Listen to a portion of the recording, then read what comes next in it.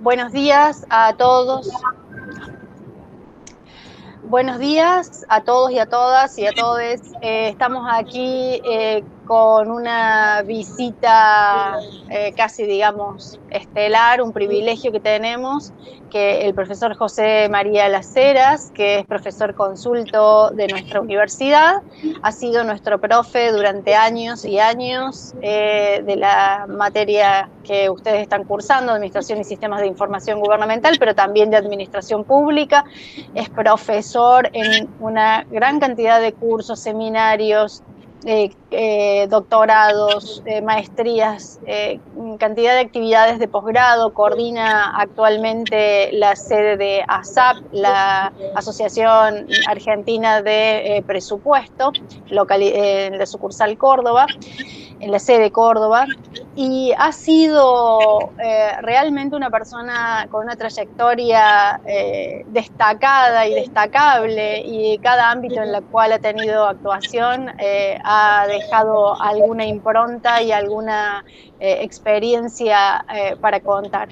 Ha sido funcionario y ha tenido actividades de gestión en los 3 niveles de gobierno nacional, de este gobierno federal que tenemos, a nivel nacional, a nivel provincial y a nivel de nuestro municipio, y ha tenido también desempeño en los 3 poderes de nuestra república y de nuestro estado provincial: en el poder legislativo, primero en el poder ejecutivo como ministro de Finanzas, luego en el poder legislativo y también en el poder judicial. Así que, bueno, hoy tenemos el privilegio de que el autor de la principal bibliografía con la que trabajamos en nuestra materia hoy nos va a dar una clase especial sobre una parte del sistema de crédito público, la parte más importante, la parte más actual y la que requiere de, a veces, contado en primera persona. El profe no solo ha vivido en estas etapas de la historia en la cual se ha abordado y se ha tratado el endeudamiento de distintas maneras,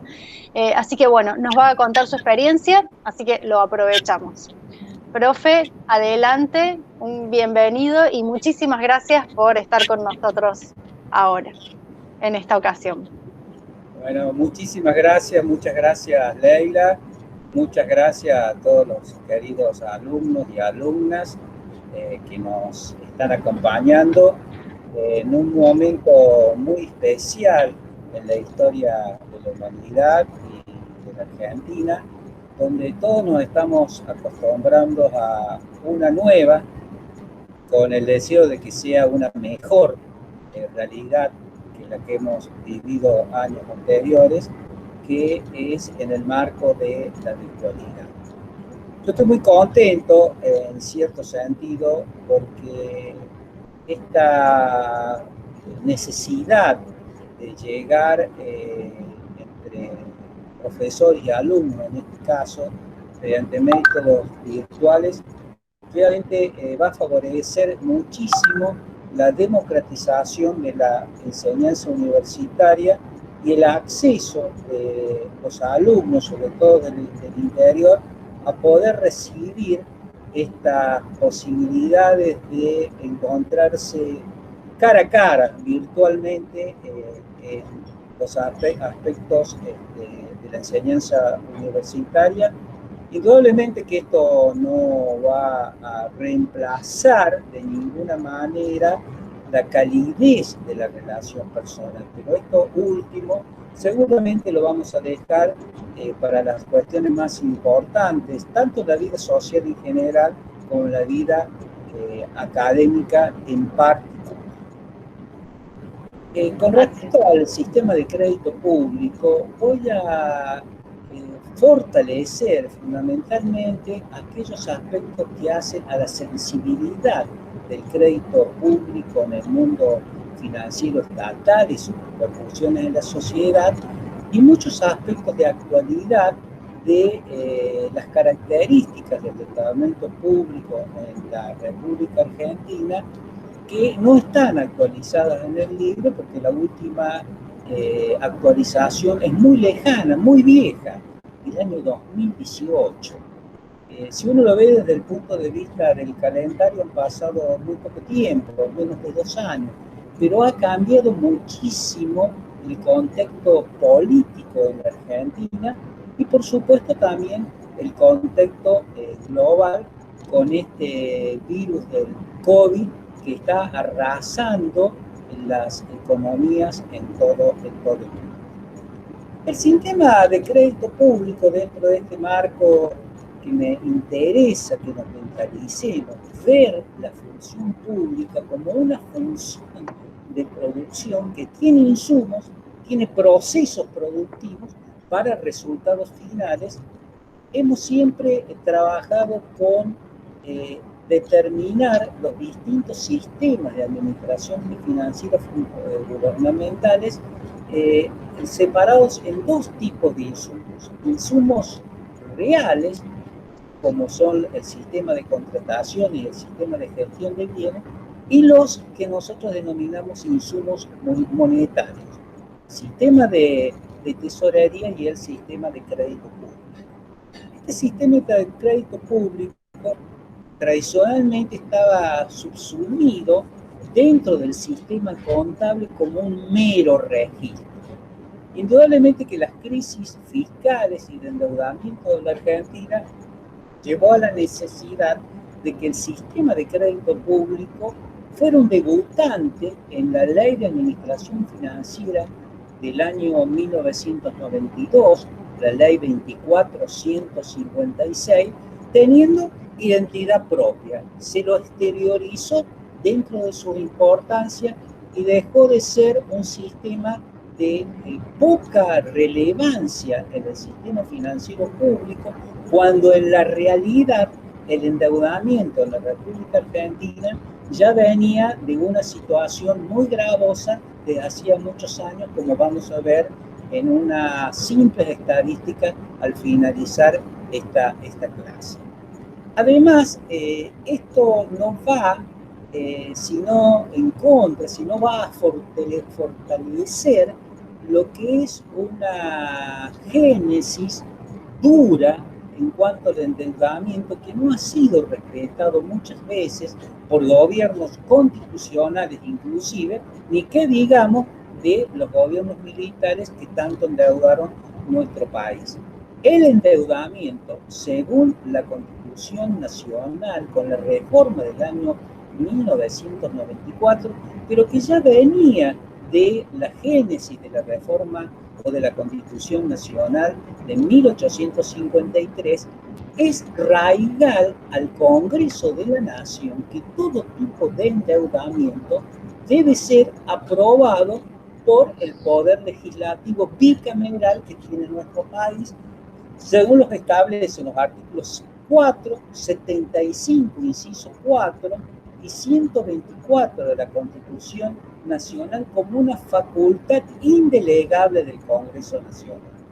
Lo que hace la Ley de Administración Financiera es que reglamenta las facultades originarias del Congreso.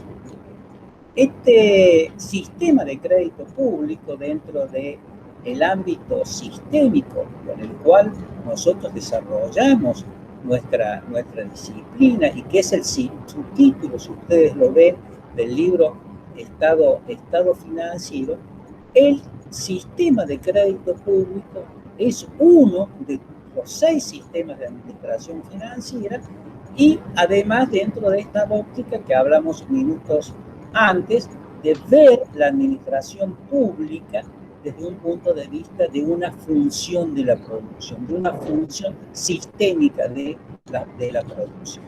Dentro de este concepto sistémico podemos señalar algunas características fundamentales. Por un lado, hay una excepción a la regla sistémica de centralización normativa y descentralización operativa, precisamente porque la sensibilidad, la importancia, la relevancia del endeudamiento exige que esté centralizado para evitar fugas con facultades muy bien definidas para el órgano coordinador del sistema de crédito público, con un principio esencial, un principio de hierro, férreo, que para tomar deuda pública se debe destinar a inversiones reproductivas estableciendo 3 excepciones que muchas veces han sido desvíos, fugas a este concepto central del destino reproductivo del endeudamiento. Evidente necesidad nacional, refinanciamiento de pasivos en mejores condiciones y el financiamiento con organismos financieros internacionales.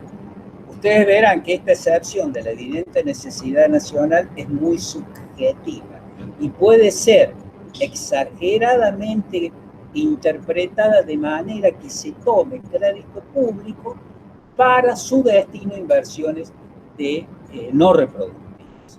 Además, estas normas, según lo establece a partir del artículo 56 de la ley, son de orden público, son nulas de unidad absoluta en incumplimiento de la norma. Es decir, quien le presta al Estado y no tiene la autorización por parte del órgano coordinador y el órgano rector del sistema de administración pública, ese crédito no está legitimizado ni legitimizado para el Estado asumiéndose como deudor del mismo. Por otra parte, hay otras cuestiones respecto al crédito público que son que no puede afectar el endeudamiento público a lo que se llama las inmunidades soberanas que tiene el Estado. O sea, el crédito público significa que ese endeudamiento no puede embargar determinadas actividades del Estado en el exterior, como es el servicio diplomático y sus edificios, por ejemplo, o el caso, por ejemplo, de las naves que hacen a la defensa nacional son inembargables. De todas maneras, en el año 2017, el decreto 29 del Poder Ejecutivo Nacional, a mi entender, violando esta norma de la exigencia de la Constitución Nacional, que solo el Congreso puede determinar el endeudamiento, debilitó y labilizó esta garantía, estas inmunidades soberanas en las garantías del propio toma de crédito público por parte de la. Y por último, un concepto muy generalizado y conocido, el peso que tiene la deuda generacionalmente e intersectorialmente. Se sabe o se dice que cuando se toma deuda pública a largo plazo, estamos afectando a la futura generación. Pero hay que tener cuidado con este aspecto, porque si el crédito público está destinado a inversiones reproductivas, la actual generación también recibe los beneficios de ese endeudamiento. Esto se refiere al reparto equitativo, armónico entre distintas generaciones. Y los aspectos intersectoriales, porque ustedes verán que si el sistema positivo es regresivo, seguramente el peso de la deuda va a caer sobre los sectores de menor capacidad económica en un país. La estructura institucional del crédito público, existe un órgano rector que depende del órgano coordinador, que es la Oficina Nacional de Crédito Público, con estas 3 unidades que hacen al espectro del endeudamiento desde el inicio del endeudamiento, la ejecución del endeudamiento, las negociaciones y finalmente al cancelamiento de esta deuda. Respecto a la clasificación de la deuda pública, esto es de manual, no vamos a avanzar mucho, está muy simple en el texto. El único aspecto que a mí siempre me interesa señalar es en relación a si la deuda es flotante y consolidada. Muchas veces se dice el endeudamiento es esto, pero es el endeudamiento de la deuda consolidada, el que está formalizado en un instrumento, en un documento. Pero existe muchas veces un caudal de deuda muy importante, que es la deuda flotante, que son aquellos vencimientos, las órdenes de pago, por ejemplo, que ustedes han visto en el sistema contable, no pagadas el vencimiento, eso es deuda flotante. Este es un aspecto de la clasificación de la deuda que desde el punto de vista del principio de la realidad económica, todo profesional debe tener en cuenta para hacer una evaluación de cuál es el cariz de la deuda. Sabemos que en los registros existe un sistema integral de información financiera. En el caso de la provincia de Córdoba existe también un sistema muy moderno, muy actualizado, que es el SWAP. Y en el caso nacional, en el marco de la compatibilización entre distintos tipos de registros, se aplica el denominado SISGADE, que es el Sistema de Seguimiento de la Deuda Externa, que es un software con actualizaciones permanentes provisto por la Organización Internacional del Comercio. Cuando nosotros estamos hablando de la Ley 2456 del año 1992, estábamos hablando de una ley en un marco sistémico.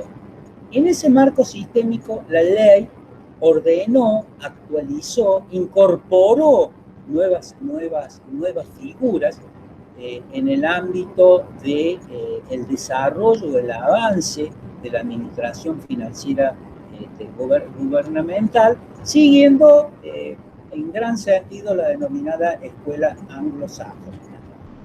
Ustedes van a ver en el capítulo 5 del libro que nos referimos al sistema de responsabilidad fiscal en la Argentina desde el año 1992 hasta la actualidad, y dijimos que han existido 5 o 6 regímenes de responsabilidad fiscal, pero donde se inicia este concepto de responsabilidad fiscal, que es poner anclas, poner límites para evitar los desvíos, los déficits indebidos de las cuentas públicas, es la Ley 2456, donde marcamos 5 anclas o 5 restricciones.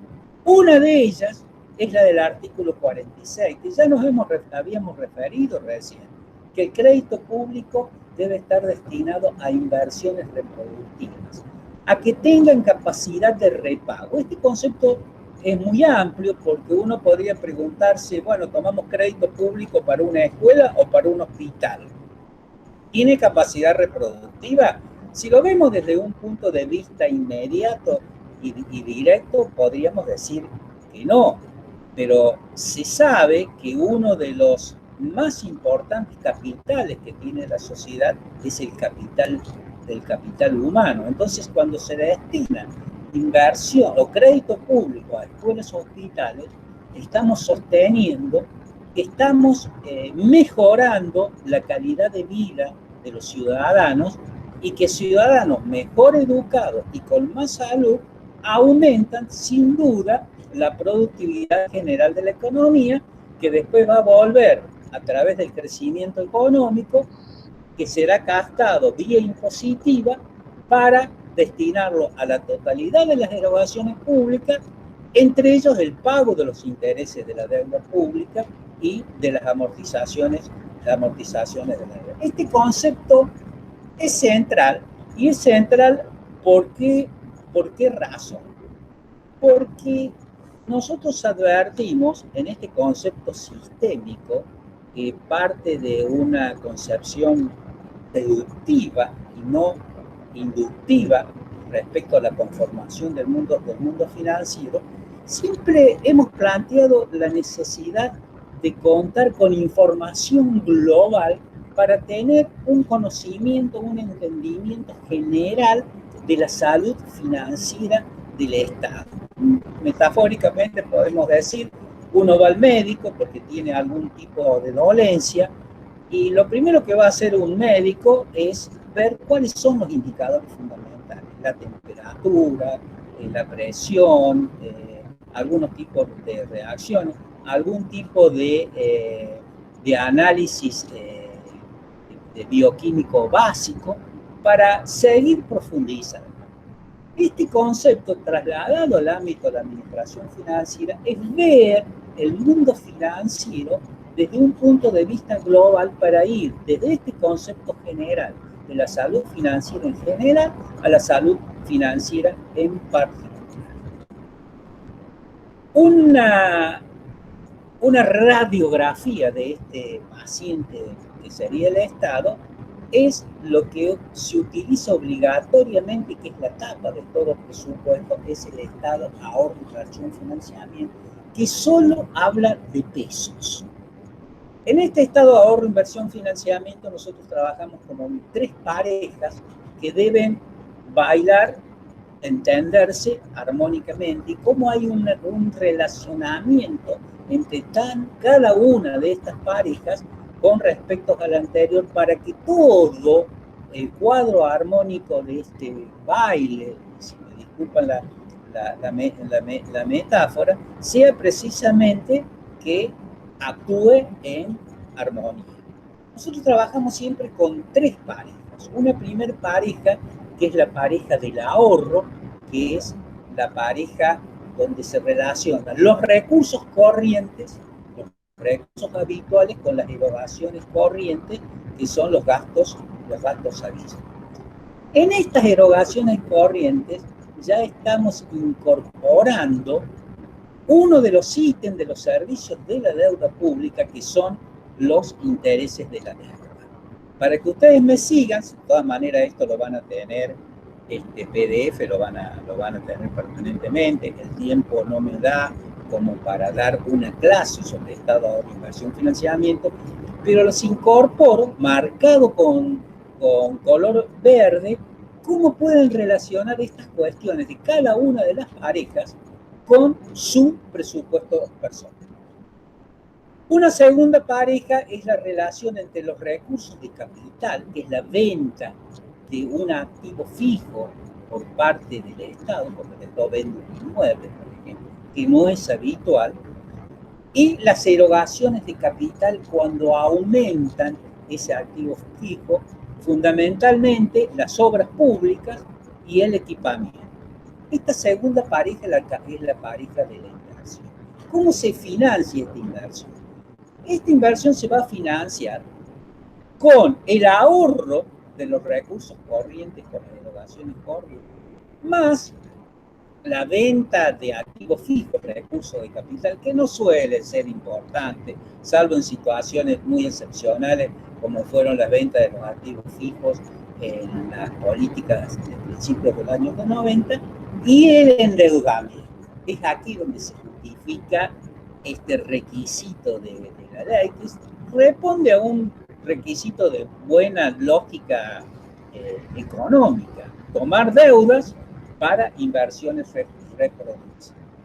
Y ambas parejas, la 1 y la 2, es lo que se denomina movimientos arriba de la línea, que es una manera de expresar lo que el Estado impone por ley, el poder imperio que tiene el Estado a través del sistema tributario y a través de la ley anual de presupuesto.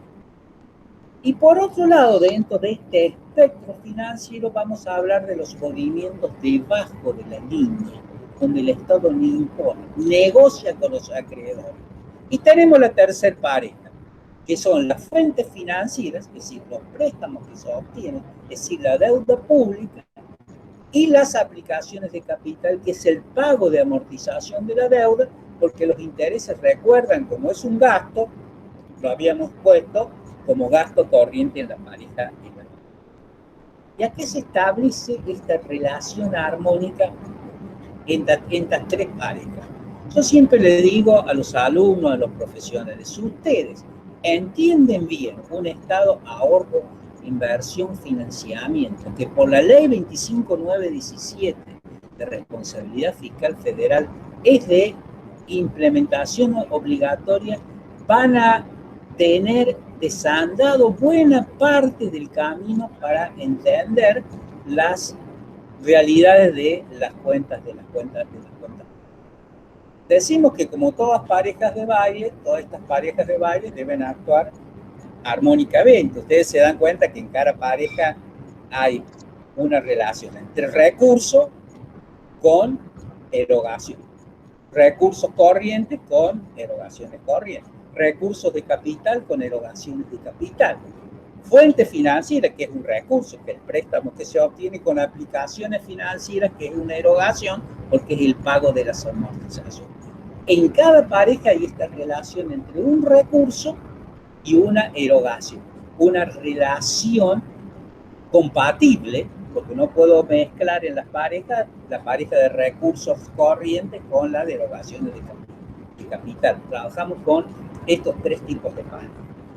En base a eso, hemos construido un modelo didáctico de un estado de ahorro, inversión, financiamiento, que no vamos a avanzar, donde vamos a utilizar los dibujos de un semáforo, aunque yo no soy muy proclive a utilizar los colores de un semáforo porque simplifica mucho la complejidad en el entendimiento de cualquier tipo de cuestiones. Los espectros de los colores son mucho más variados, pero me permiten esta licencia para establecer estas relaciones entre luz roja, que es una mala performance financiera, y la luz verde, que es de buena performance financiera. Lo que hemos hecho, hemos puesto la lámina anterior de estas tres parejas de bailarines, las hemos puesto en número y hemos pasado de una situación con emoticones preocupados o tristes porque todo el cuadro fiscal es deficitario y negativo a un cuadro fiscal optimista. Y remarcamos con color verde los distintos ítems de gastos y de recursos que hacen al sistema de crédito público. Como ustedes ven en esta lámina, hemos remarcado los intereses de la deuda, que es parte del efecto de la negociación de un crédito público. Y propiamente dicha, las fuentes de financiamiento, que es la fuente financiera cuando tomo deuda y las aplicaciones financieras cuando pago la deuda. Si este estado de ahorro, inversión, financiamiento está en pesos, en moneda, le agrego una columna con la programación presupuestaria, con indicadores de gestión presupuestaria, con el presupuesto por programas, voy a construir un tablero de control, porque estoy estableciendo la relación entre lo monetario y lo físico en la producción pública. Ustedes van a ver cómo hay unas siglas donde vinculamos los programas con énfasis en consumo con la cuenta corriente, los programas con énfasis en capital en la cuenta de capital y los programas con énfasis en financiamiento con la cuenta de financiamiento, pero con una excepción a la regla, porque parte de los programas con énfasis en financiamiento, al contener los intereses, van a estar relacionados con la cuenta corriente en la parte del gasto o de las erogaciones corrientes. Esto es para mostrar la importancia del estado de ahorro, inversión, financiamiento, sin que nosotros profundicemos mucho en esto, estableciendo lo que nosotros hemos señalado en el capítulo 6 como un decálogo de buena salud financiera. Este decálogo de buena salud financiera tiene reglas necesarias, imprescindibles, que no puedo avanzar en el cuadro fiscal si no cumplo con estas reglas. Por ejemplo, que mis recursos corrientes y habituales deben ser superiores a mis erogaciones corrientes y habituales, porque si no tengo un ingreso habitual que no me permite pagar esas erogaciones corrientes, que es precisamente el síndrome negativo de las cuentas fiscales en la Argentina desde hace varios años, donde los recursos corrientes, que son fundamentalmente los recursos tributarios, no alcanzan para pagar las erogaciones corrientes, las erogaciones habituales. Piensen lo que le pasaría a ustedes en un presupuesto personal. Y reglas suficientes, que son las que mejoran, potencian la calidad de este cuadro de salud financiera, donde hemos remarcado en verde aquellas que tienen que ver con el sistema de crédito público como un sistema esencial. Las erogaciones de capital deben ser financiadas con endeudamiento a largo plazo.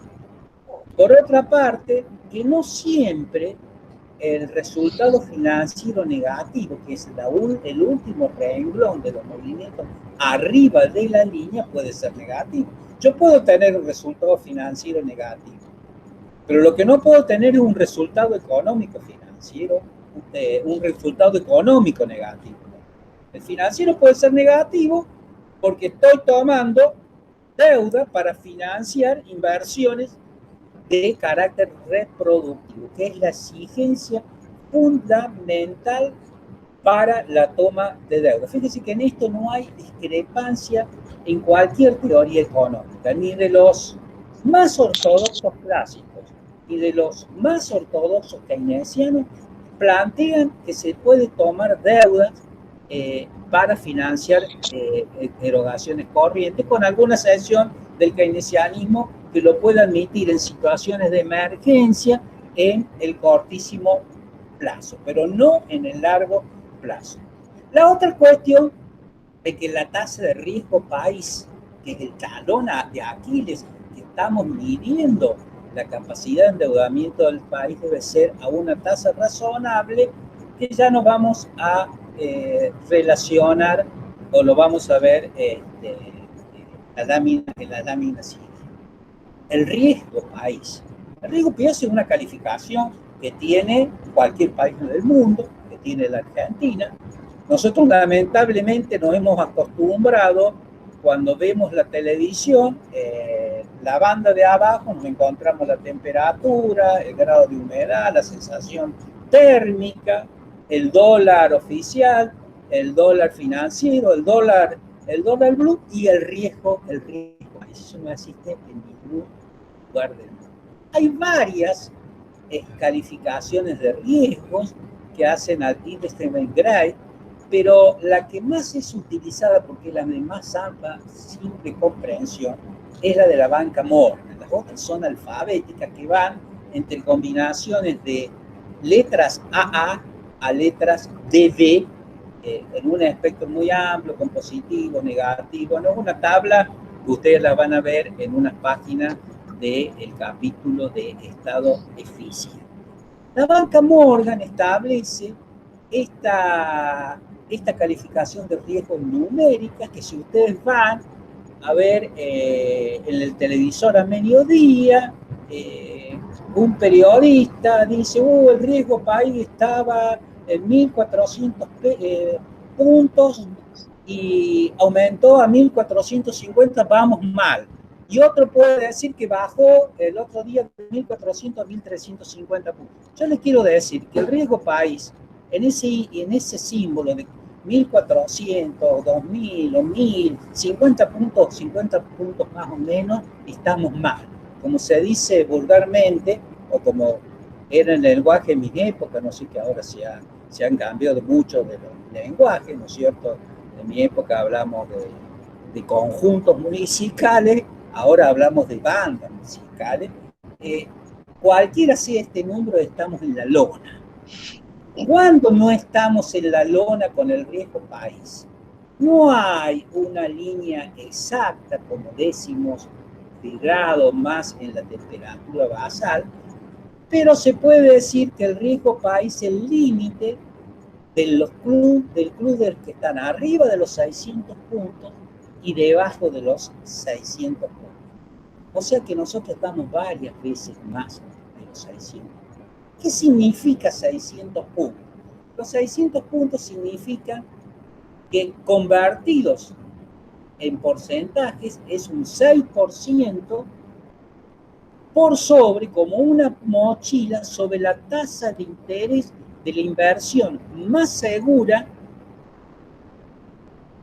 más líquida que hay en el mundo, que la garantiza el país más endeudado del mundo y que además viene de déficit de años a años, desde hace prácticamente de la Segunda Guerra Mundial, sin ninguna excepción, que son los Estados Unidos. Y es la inversión más líquida y más segura, ¿no es cierto?, porque es el poder financiero económico impuesto en el mundo. Cuando un país como la Argentina toma a un crédito, como ocurrió en en el año 2018 al 8-9% anual, está diciendo que está pagando una tasa de riesgo país de aproximadamente 600 puntos, o sea, 6 puntos más en relación a los bonos del Tesoro de los Estados Unidos, que en ese momento estaban entre 1,5 y 2% anual en dólares, que no es una gran rentabilidad, pero es la rentabilidad más segura. Fíjense ustedes que en esta pelea, discusión por el predominio comercial en el mundo entre Estados Unidos y China, China ha comprado, tiene en su cartera el 50% de los bonos de los tesoros de Estados Unidos, que no me voy a ampliar por esto, porque esto tiene muchas consideraciones de carácter geopolítica que desbordan lo que es el desarrollo de esta crisis.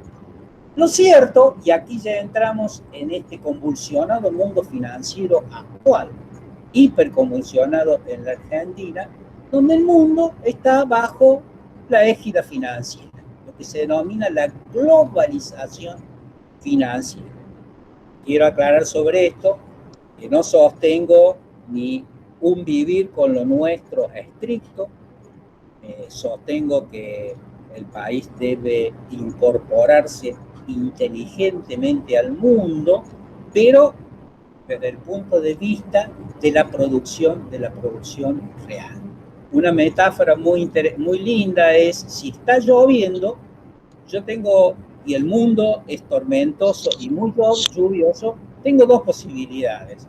Una es quedarme en casa, con lo cual me estoy perdiendo la posibilidad de salir al mundo, salir al barrio, a la aldea, a la ciudad, al país.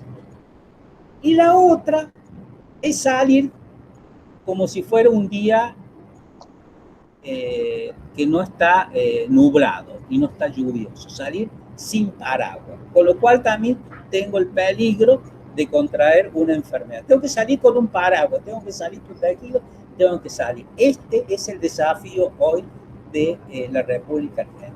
Lo cierto que todos los pensadores que no están vinculados al sistema de especulación financiera, caso del premio Nobel Robert Stiglitz, plantean la necesidad de un recambio del sistema financiero internacional para que la producción real no siga a la especulación financiera, sino al revés. Todos los aspectos financieros deben estar vinculados, que este es el origen del nacimiento de la moneda, al crecimiento de la economía real. Fíjense hoy, en el mundo, la deuda global del mundo es 4 veces el PBI global. Y los flujos financieros son notoriamente superiores a los flujos reales, cuando deberían ser equivalentes o acompañando la producción real.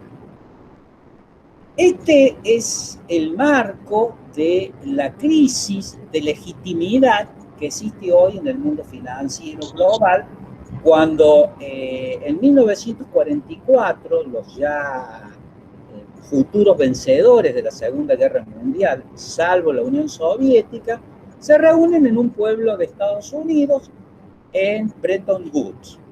En Bretton Woods se plantea cómo definimos un nuevo sistema financiero internacional, y ya se plantea una discusión entre Keynes, que va el nombre del imperio inglés, con White, que es el representante norteamericano, pero se impone, porque fue el gran ganador de la guerra, el sistema de un sistema financiero internacional basado en el dólar y no en una canasta de monedas como planteaba White, el representante, Keynes, perdón, el representante de Estados Unidos y el padre de su escuela económica, que la conocemos habitualmente como keynesianismo. Que es la misma discusión que hoy hay entre Stiglitz, el premio Nobel que le había citado, y Thomas Friedman, que es el padre, el lumen del neoliberalismo de los años 80 y los años 90. Lo cierto que nacieron a partir de estos acuerdos en el mundo occidental varias instituciones: el Fondo Monetario Internacional, el Banco Internacional de Reconstrucción y Fomento, o sea, el Banco Mundial, la Organización Mundial de Comercio, el BID, la organización, el OCDE, la Unión Europea y la Corporación Andina de Fomento, entre otras. Yo he marcado el Club de París porque no es una institución, pero que ha tocado mucho a la Argentina, porque ha sido uno de las deudas más largas que tuvo en la Argentina, tomada en el año 1956, y el Plan Marshall, que fue una ayuda de los Estados Unidos a parte de Europa devastada por la Segunda Guerra Mundial. Estas instituciones tuvieron varios objetivos, desde crear un nuevo sistema monetario internacional, facilitar la desregulación financiera, con varios instrumentos como la creación de mercados de crédito, herramientas financieras sofisticadas, etc.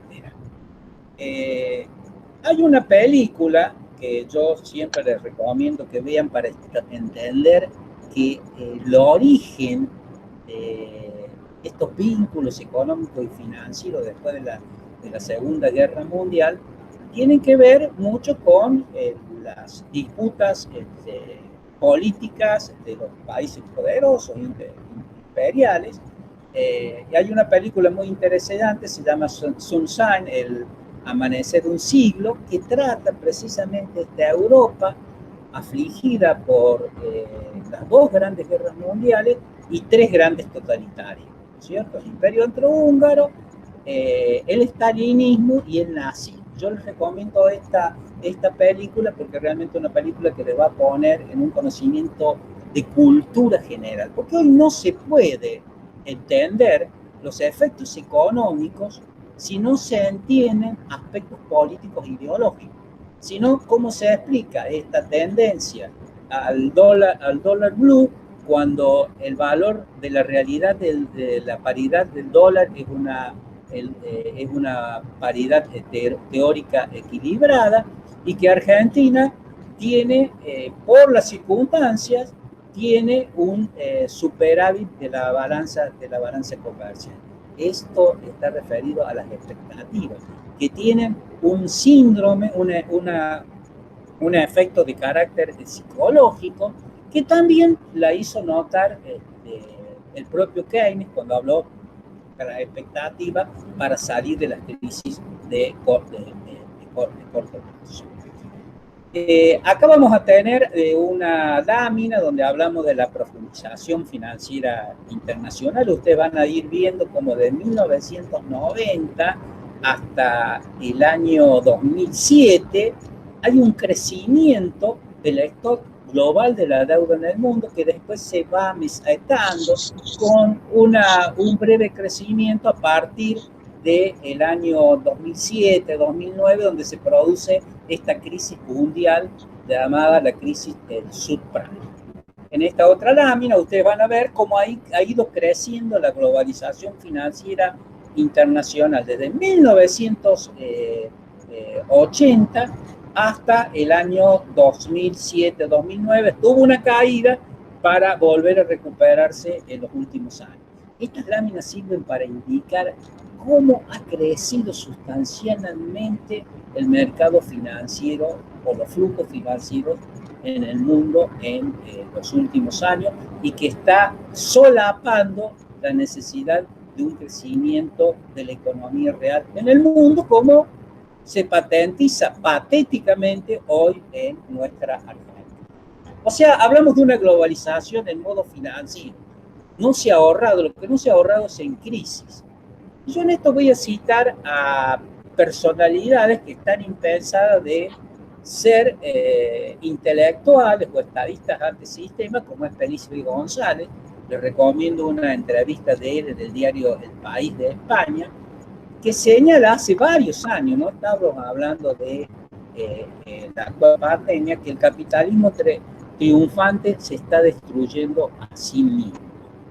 Y esto uno lo ve en la cantidad de crisis financieras que han existido en el mundo después de 1980. con la crisis de la deuda latinoamericana que afectó profunda al gobierno democrático de Raúl Alfonsín, el efecto de Aquila en 1994, la Argentina en el 2001, de nuevo la Argentina en el 2018 y la comentada crisis internacional subprime 2008, sin dejar de mencionar la crisis de varios países de la Unión Europea. El caso más patético fue el caso de Grecia. También acá hay una película que es un documental excelente, un poco largo, pero la verdad que se los recomiendo porque van a ver cómo este tema de los flujos financieros no es una óptica solamente económica, es política y cultural y psicológica. Esta película, Al costado del trabajo, Inside the Job, es una película que las hemos dado, la hemos recomendado en clases presenciales. Alguna vez creo que lo hemos visto en la otra cátedra donde el número de alumnos menor, pero yo se los recomiendo que vean esta película. Es muy interesante. A mí me gusta mucho trabajar sobre materiales fílmicos porque muchas veces ayuda a través del concepto que una imagen vale mucho más que 1000 palabras a entender cuál es el contexto del mundo actual para que con ese contexto pueda escribir un texto. Bueno, aquí estoy parafraseando una de las frases del gran filósofo del siglo XX, Heidegger, que decía, no hay texto sin contexto. ¿Qué significa esto? Que tenemos que entender la realidad para hacer un escrito sobre esa realidad y a partir de eso tratar de entenderla y en lo posible cambiar. Los acuerdos con el Fondo Monetario Internacional en el mundo, hay varias películas, hay grandes fracasos. El caso, por ejemplo, de Jamaica, es una serie de videos que están en la biblioteca de la Alianza Francesa y que en algún momento lo hemos dado. Pero en el caso de Argentina, ¿cuándo entra el Fondo Monetario Internacional? En el año 1958. En realidad antes, en el año 1956, donde un gobierno militar llamado la Revolución Libertadora ingresa a Argentina en el Fondo Monetario Internacional. Lo cierto es que Argentina ha tenido 21 acuerdos con el Fondo Monetario Internacional. 21 acuerdos con el Fondo Monetario Internacional. Estadísticas oficiales del Fondo Monetario Internacional, como es la fuente que ponemos aquí abajo. Y esos 21 acuerdos han fracasado en su totalidad. Las razones que han fracasado, bueno, le podemos poner un título, no estamos en tiempo como para poderlas explicar y fundamentar, pero la realidad es que se ha privilegiado los aspectos financieros de las cuentas públicas y no los aspectos que hacen a la producción real. Por eso que Stiglitz hace una denuncia, Stiglitz, el premio Nobel neo-keynesiano, hace una crítica a los sistemas de los organismos financieros internacionales. No para que estos organismos financieros internacionales se eliminen, dejen de existir, sino para un cambio dentro de esas políticas basadas en una política, en una conducta proactiva desde el punto de vista de la producción. Aquí ustedes van a ver el estado de ahorro, inversión, financiamiento en el año 2018, que fue el último gran endeudamiento que tomó la Argentina con el Fondo Monetario Internacional y que fue un fracaso. Eso está reconocido por los propios está para el Fondo Monetario Internacional qué significó este fracaso, pero en realidad, y esto es una razón de tipo política, explicada, reconocida, no off the record por el propio funcionario de los Estados Unidos que apoyó este préstamo en el Fondo Monetario Internacional y que actualmente, de hace pocas semanas, es presidente del BID. Este fracasado acuerdo del gobierno nacional, tenemos 2 o 3 láminas que hacemos un resumen de cuáles son las condiciones del Fondo Monetario Internacional, que fueron condiciones que con ajustes recesivos que en vez de procurar el incremento del desarrollo, el crecimiento de la economía, lo retrasó aún más. Por razones de tiempo, no voy a profundizar sobre cada una de estas láminas, pero sí podemos decir que ya en julio de 2018, los destacados, o sea, aquellos economistas que son pocos keynesianos en general, que tienen más bien una conducta neoliberal, y algunos periodistas que responden a esta concepción del sistémica que están aquí detallados, ya en junio del 2018 hablaban que este acuerdo con el Fondo Monetario Internacional era difícil de cumplir. O sea, ya escribieron una crónica de una muerte anunciada. Ya en el caso nuestro de Argentina con respecto a la deuda, en este cuadro, que es un cuadro elaborado por INPEC, que es un instituto técnico de investigaciones sobre aspectos económicos. En realidad este cuadro está en el texto, pero la versión del año 2018, o sea que la cual yo le decía, pasó mucho tiempo. No, pasaron nada más que 2 años y ustedes van a ver cómo la deuda pública fue bajando en la Argentina desde el año 2005 en relación al PBI, bajó prácticamente más de la mitad hasta el año 2015 y comenzó a aumentar hasta ir a recuperar los valores con que había surgido la deuda pública después del crack de la economía argentina en el año 2013.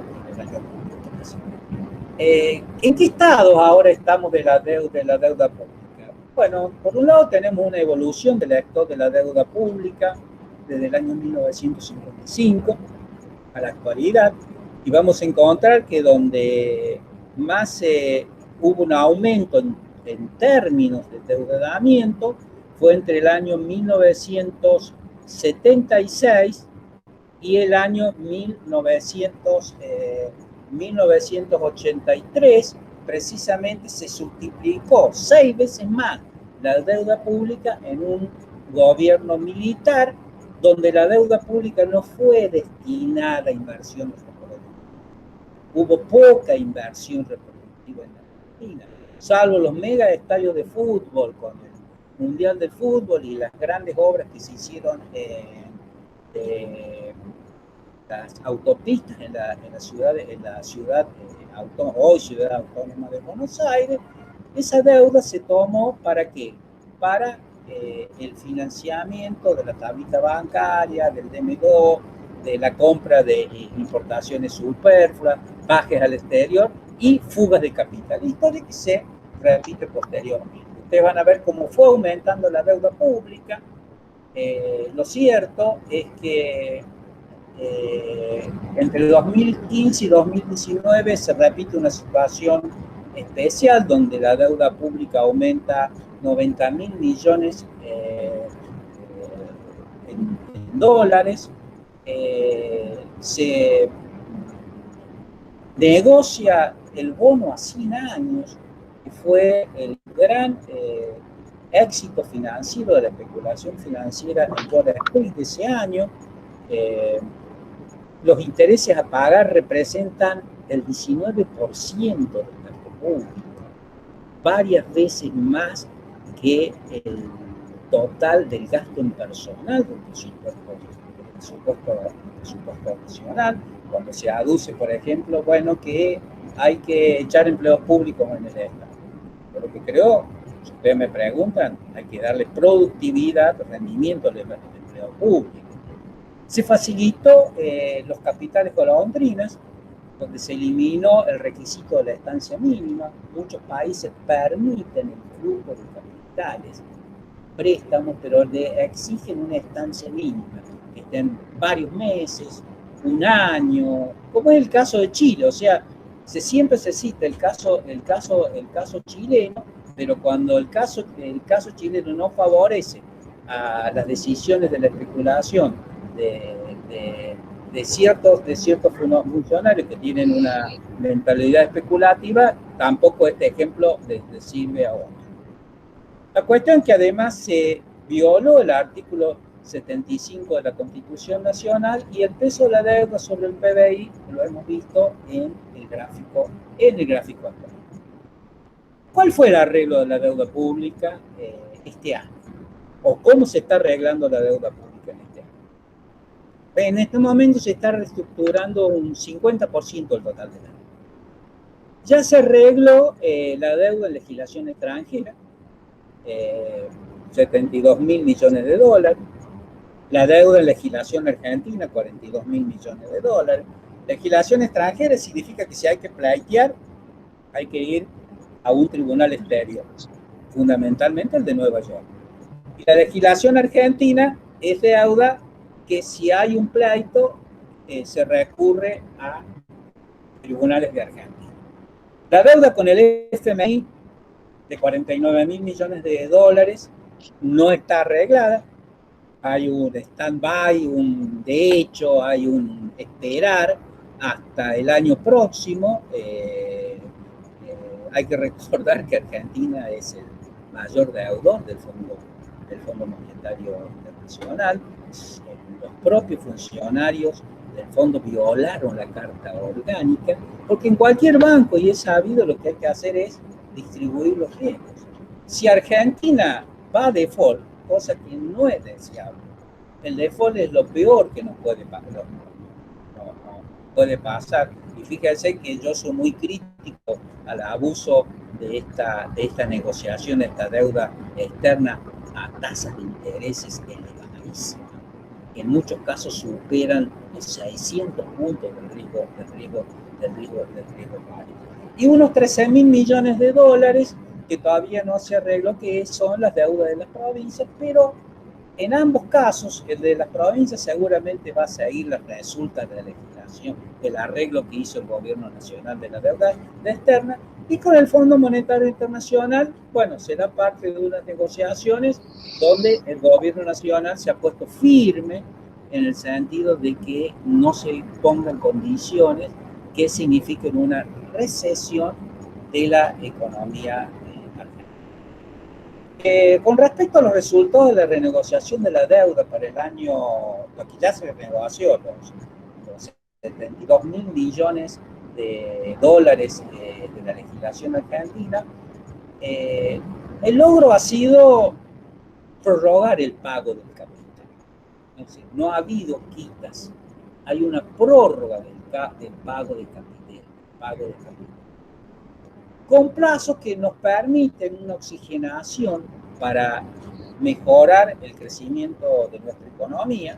En el medio vino esta pandemia que nos afecta económicamente, significativamente a nosotros y a todo el mundo, pero a nosotros más, porque ya al barco averiado que teníamos con la economía nacional, nos han tirado otro misil que es el de la pandemia.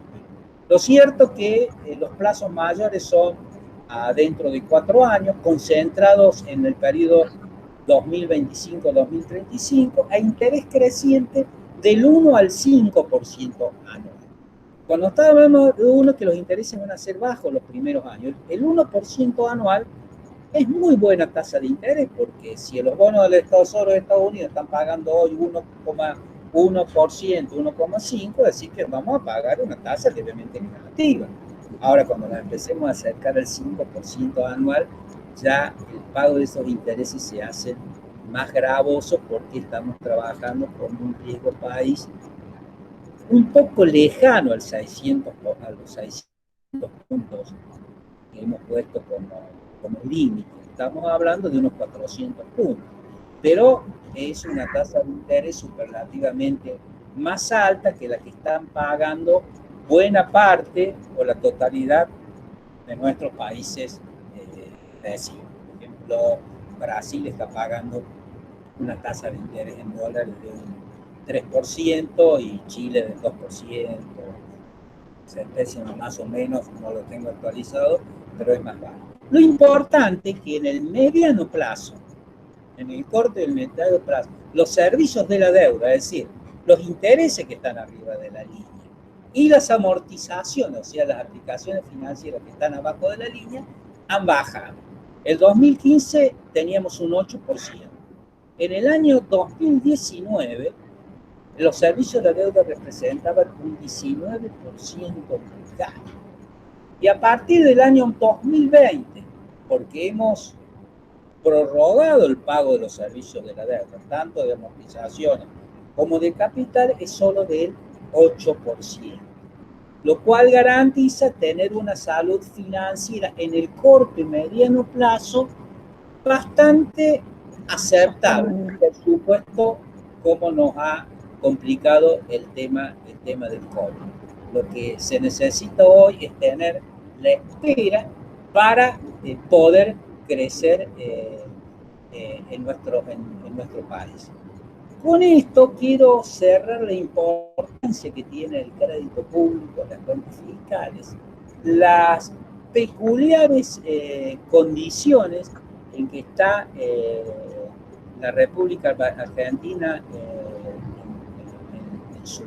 en su endeudamiento, y sobre todo este marco de incertidumbre, de este marco del misterio, porque toda incertidumbre es un misterio, y nosotros vivimos en la permanente incertidumbre, agravados hoy por esos dos grandes factores: la situación económica del país con el endeudamiento y cómo está golpeando sobre la economía, golpeando obviamente sobre la vida de miles de argentinos, los efectos de esta pandemia. Les agradezco a todos ustedes, espero que esta clase sea productiva y complemente lo que falta aún del texto, que además les sirva estas disertaciones como para ir forjando un pensamiento crítico que ustedes como futuros profesionales de ciencias económicas les van a preguntar permanentemente: ¿sube o baja el dólar? ¿Conviene o no conviene el dólar? Si el dólar lo tengo en el colchón o en la caja de seguridad. ¿Soy importador? ¿Me conviene comprar ya insumos importados porque va a haber una devaluación? ¿Yo exporto? ¿Me conviene no liquidar porque demorar las exportaciones y no liquidar porque va a haber una devaluación y voy a cobrar un dólar más alto todavía? Más alto todavía. Todas estas son consideraciones que ustedes van a tener permanentemente en su vida profesional. Les agradezco nuevamente, le agradezco a la cátedra y le agradezco especialmente a la profesora Leila la oportunidad de estar nuevamente con ustedes, aunque esté en este modo presencial. Muchas gracias. Profe, excelente, muchísimas gracias. La verdad, una exposición brillante, espectacular, más amplia y más gráfica imposible. Ahí lo vamos a, si Laura nos descomparte la pantalla, así lo vemos en primer plano.